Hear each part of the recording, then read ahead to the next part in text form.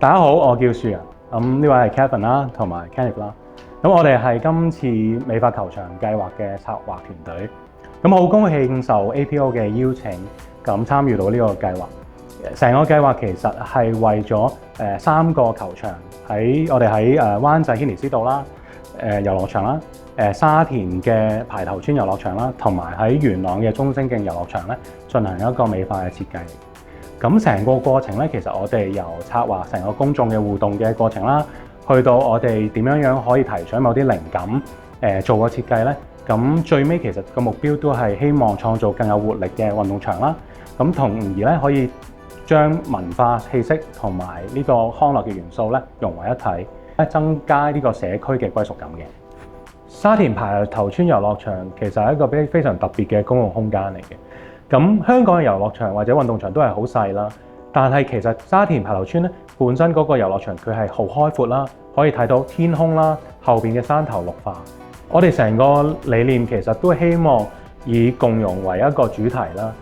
我哋用咗好多柔和嘅色彩啦，好似氣泡嘅一啲線條啦，希望讓唔同嘅公眾可以更有一個比較舒服、休閒嘅地方啦，去享用呢個社區嘅設施。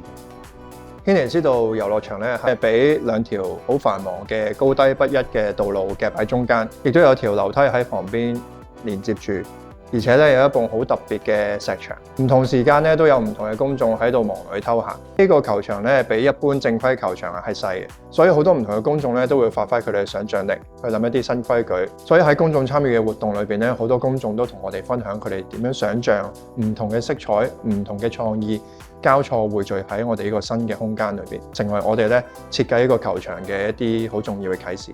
元朗中星徑球場咧，佢嘅特點咧就係佢同周邊嘅環境其實好有關係嘅。係啦，除咗係嚟嘅人咧係打波之外咧，亦都會有好多唔同嘅用家。